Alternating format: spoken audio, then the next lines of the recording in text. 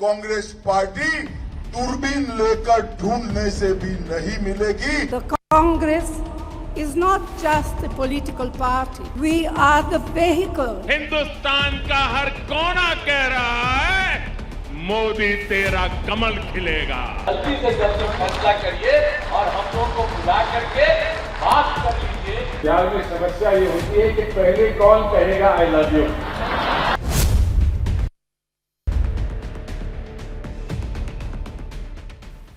कहते हैं जंग और मोहब्बत की तरह राजनीति में भी सब कुछ जायज है। राजनीति में साम दाम दंड सब अपनाया जाता है। जरूरत पड़े तो दुश्मन को दोस्त भी बनाया जा सकता है।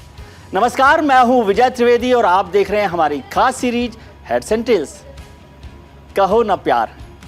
हम यह किसी फिल्म की बात नहीं कर रहे हैं, बल्कि विपक्षी दल आजकल एक दूसरे को यही कहने को बेताब है। दरअसल 2024 के लोकसभा चुनावों में यूं तो एक साल से ज़्यादा का वक्त बचा है, लेकिन जीत के बड़े बड़े दावे अभी से किए जा रहे हैं। कांग्रेस के अध्यक्ष मल्लिकार्जुन खड़गे साहब कह रहे हैं कि 2024 में कांग्रेस की लीडरशिप में सरकार बननी तय है, तो नीतीश कुमार साहब कहते हैं कि विपक्ष अगर एकजुट हो जाए तो बीजेपी को हम 100 के भी नीचे ले आएंगे। उद्धव ठाकरे कहते हैं कि विपक्ष एकजुट होता है तो बीजेपी को पानी पिलाया जा सकता है। उधर बीजेपी का भी अपना दावा है। अमित शाह साहब कह रहे हैं कि 2024 में कांग्रेस तो दूरबीन से भी नहीं दिखेगी। कांग्रेस पार्टी दूरबीन लेकर ढूंढने से भी नहीं मिलेगी। The Congress is not just a political party. We are the vehicle. Hindustan का हर कोना कह रहा है मोदी तेरा कमल खिलेगा। जल्दी से जल्दी फैसला करिए और हम लोगों को बुला करके बात कर लीजिए। बिहार में समस्या ये होती है कि पहले कौन कहेगा आई लव यू।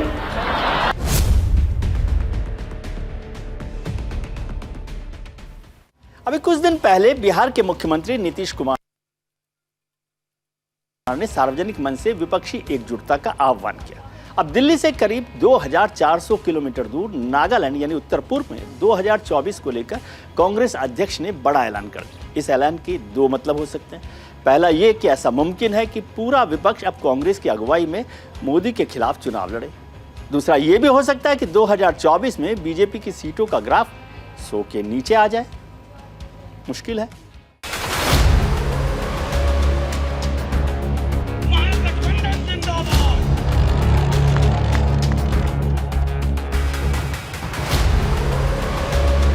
ये शंखनाद है 2024 का।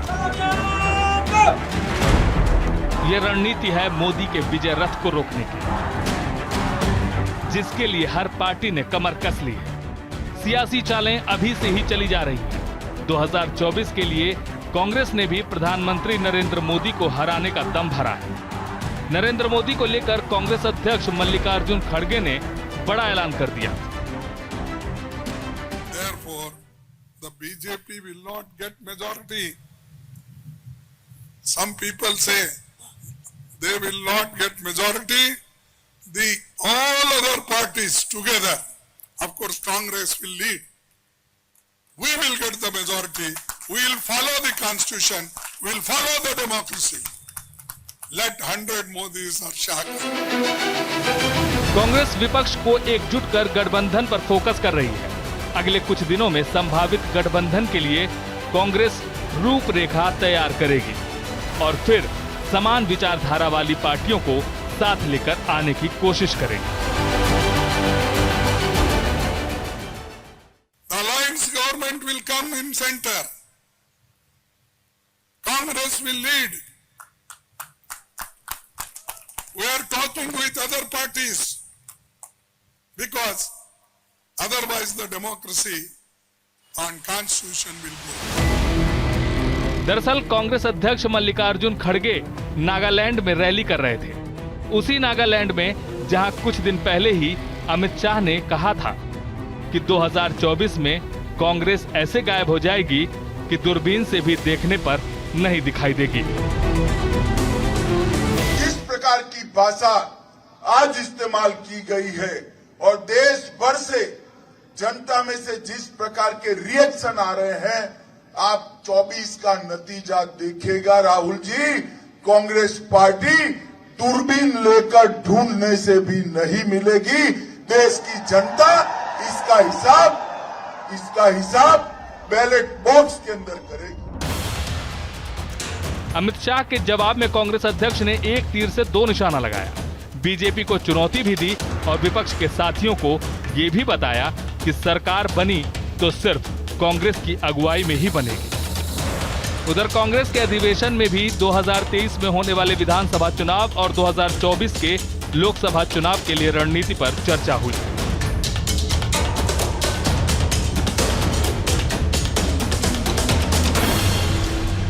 Today, let us all remind ourselves of the battles our party has won in the past and prepare ourselves for the battle to come. Let us remember that victory for the party is victory for the country and for each and every one of us.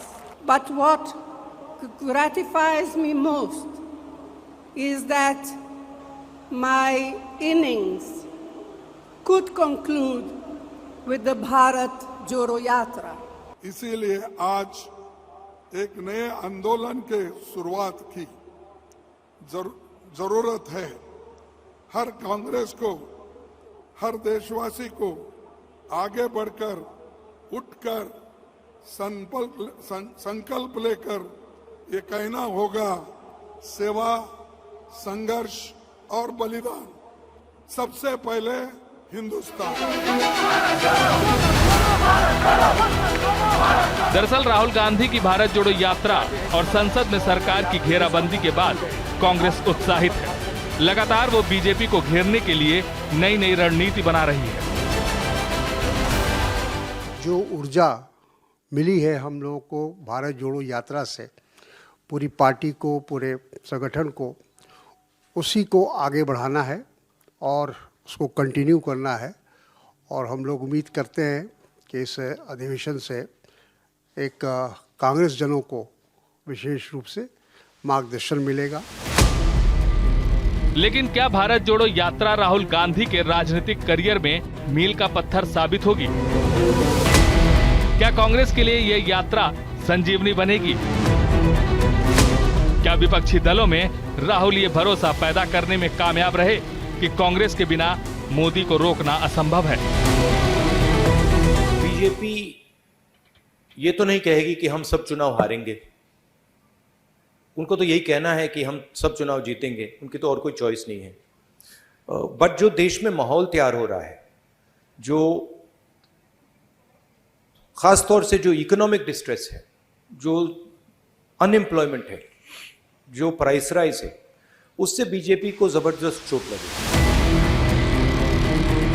ऐसा इसलिए क्योंकि राहुल का मुकाबला सीधे PM Modi के जबरदस्त सियासी करिश्मे और अमित शाह के चुनावी रणनीति से है। ये कह रहे हैं, माला जपते जपते कह रहे हैं, मैं मोदी तेरी कब्र खुदेगी। लेकिन देश कह रहा है, हिंदुस्तान के आवाज कह रही है, हिंदुस्तान का हर कोना कह रहा है, मोदी तेरा कमल खिलेगा, मोदी तेरा कमल खिलेगा। मतलब ये कि राहुल गांधी और कांग्रेस पार्टी को बड़े और कड़े चुनौतियों से गुजरना होगा। 2024 में मोदी के विजय रथ को रोकने के लिए राहुल को सभी क्षेत्रीय छत्रप को साधना होगा।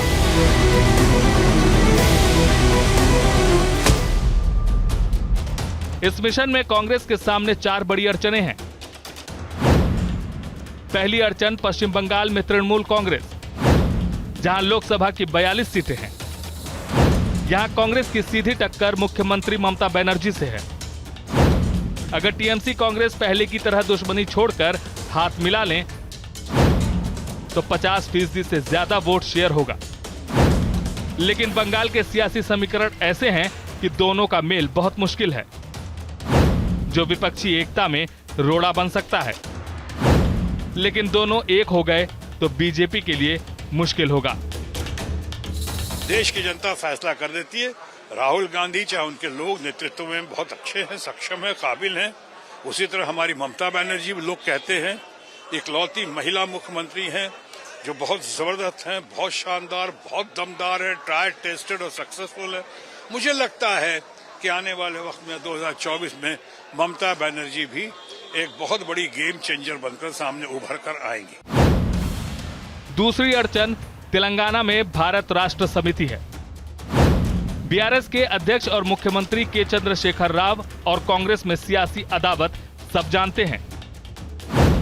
यहां लोकसभा चुनाव से पहले विधानसभा चुनाव होने हैं,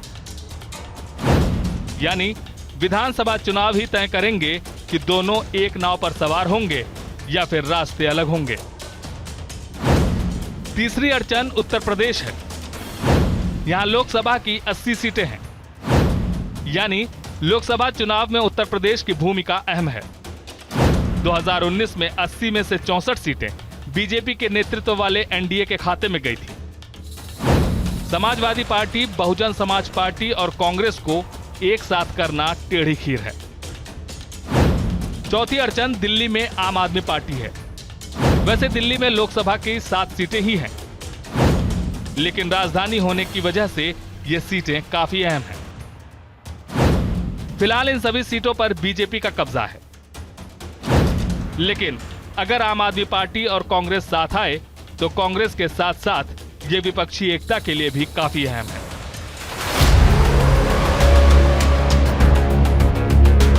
वहीं अलग अलग पार्टियां कांग्रेस के साथ चुनाव लड़ने का मन बना रही हैं।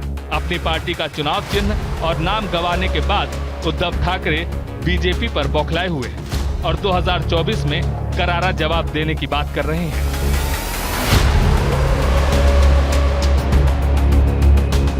आणि आत्ताच जर का याचा मुकाबला केला गेला नाही तर कदाचित येत्या 2024च्या लोकसभेची जी निवडणूक आहे ती आपल्या देशातली शेवटची निवडणूक ठरू शकेल, कारण त्याच्यानंतर हुकुमशाहीचा नंदाना सुरू होऊ शकतो।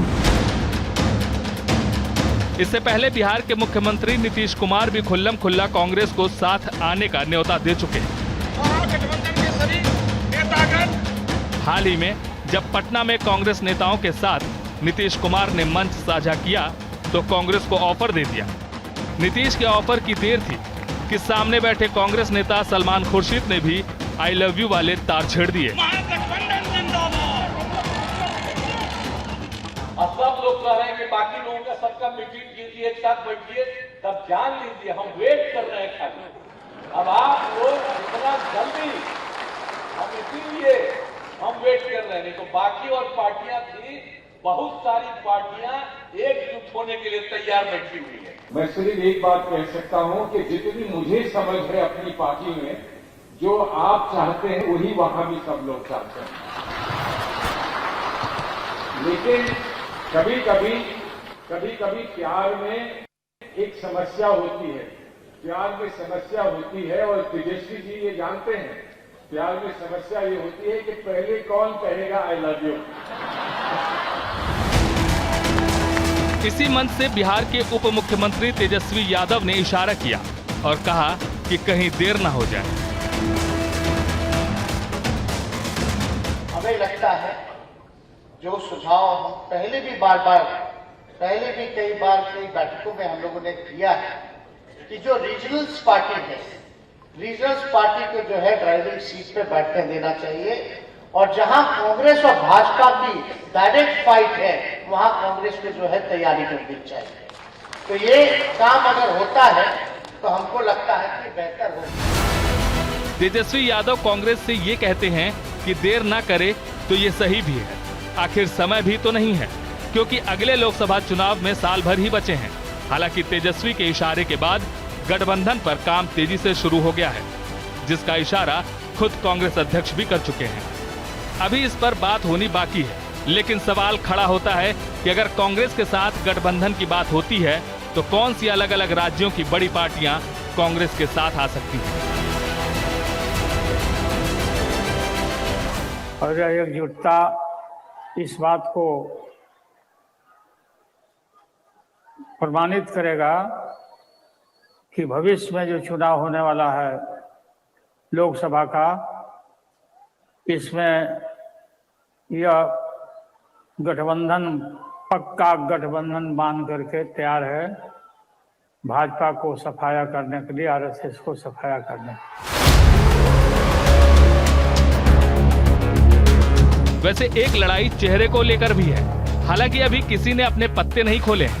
भारत जोड़ो यात्रा के बाद राहुल गांधी फ्रंट फुट पर जरूर खेल रहे हैं, लेकिन उनके नाम पर सभी की सहमति बने ऐसी संभावना कम ही है, क्योंकि नीतीश कुमार, ममता बनर्जी, केसीआर, अरविंद केजरीवाल, अखिलेश यादव सबकी अपनी अपनी महत्वाकांक्षाएं हैं, सबके अपने अपने तेवर और सबकी अपनी विचारधारा है।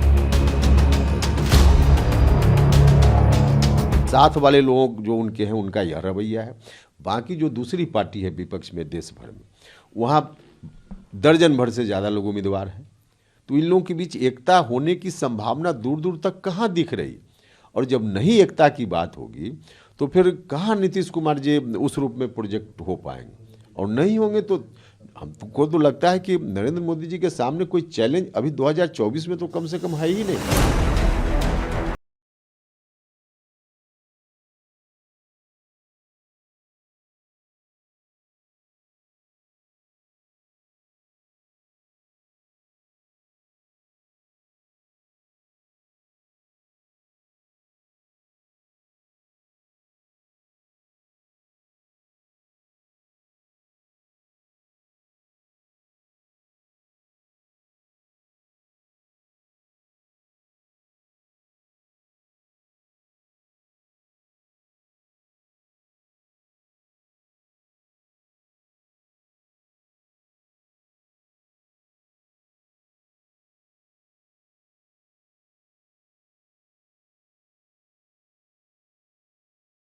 बीजेपी भी 2024 के लिए एक साल पहले से तैयारी में जुट गई है। बीजेपी को शायद पता है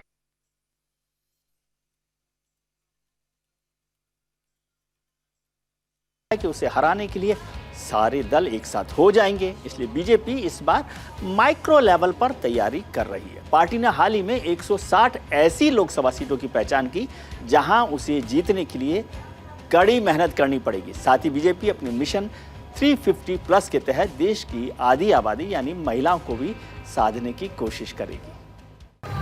देश देख रहा है एक अकेला कितनों को भारी पड़ रहा है।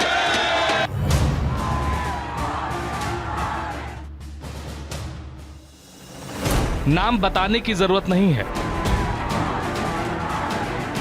ना ही इनके काम बताने की जरूरत है, क्योंकि 8 साल से ज्यादा समय से भारत और भारतीय राजनीति में अगर किसी नाम ने सबसे ज्यादा ख्याति बटोरी है तो वो है नरेंद्र दामोदर दास मोदी। पंचायत चुनाव हो, निगम चुनाव हो, विधानसभा हो या लोकसभा चुनाव हो, हर चुनाव में बीजेपी का एक ही चेहरा वोटरों को नजर आता है।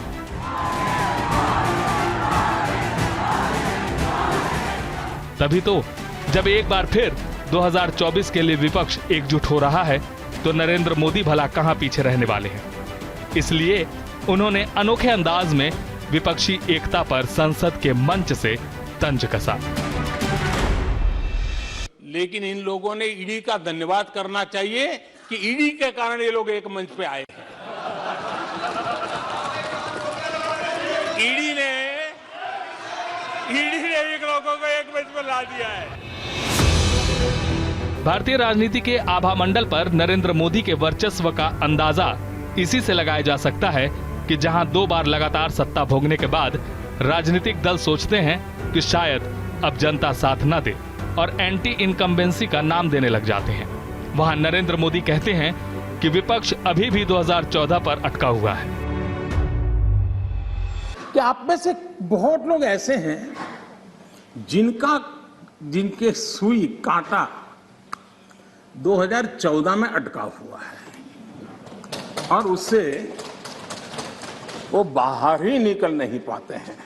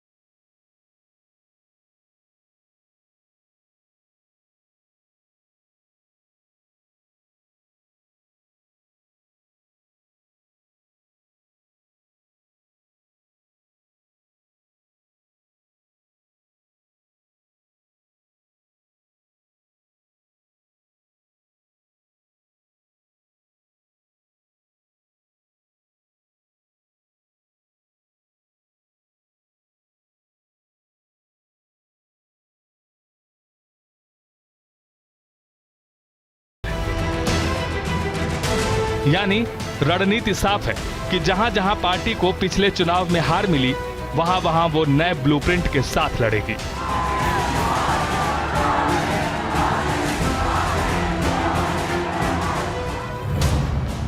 एक और जहां नरेंद्र मोदी का नेतृत्व है, तो वहीं उनका साथ देने के लिए चाणक्य कहे जाने वाले अमित शाह हैं। माना जाता है कि जो मंत्र प्रधानमंत्री देते हैं उसे लागू कराने की जिम्मेदारी अमित शाह की होती है। तभी तो गृह मंत्री ने अनोखे अंदाज में 2024 का शंखनाद करते हुए विपक्ष को बिल्कुल ही दरकिनार कर दिया। और मैं मानता हूं ये प्रधानमंत्री जी का सिर्फ गौरव नहीं हो रहा है, पूरे भारत का हो रहा है। मैं मानता हूं कि 2024 में कहीं कोई स्पर्धा नहीं है, देश एक तरफा मोदी जी के साथ आगे बढ़े। भले ही पीएम मोदी और अमित शाह समेत पूरा बीजेपी नेतृत्व पूरे जोश में हो,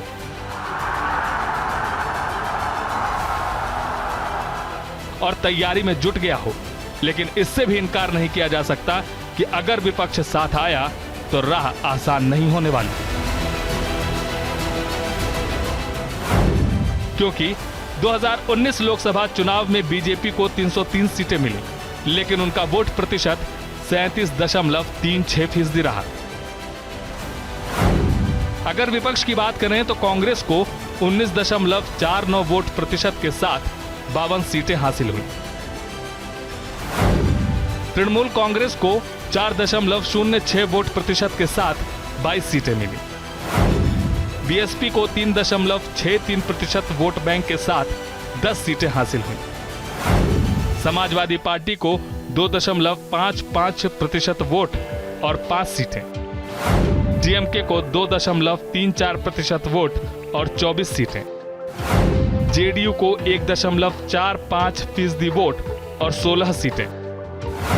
वाईएसआर कांग्रेस को 2.53 वोट प्रतिशत। टीआरएस को 1.25 वोट प्रतिशत। शिवसेना को 2.09 वोट प्रतिशत। यानी कुल मिलाकर देखा जाए तो भले ही बीजेपी को छोड़कर बाकी दलों को 240 सीटें मिली हों, लेकिन वोट प्रतिशत 60% के आसपास रहा। बीजेपी भी ये जानती है कि अगर विपक्ष साथ आया तो वो शायद यूपी, बिहार, बंगाल, महाराष्ट्र में पहले जैसा प्रदर्शन कर पाए। इसीलिए उनकी नजर दक्षिण पर है,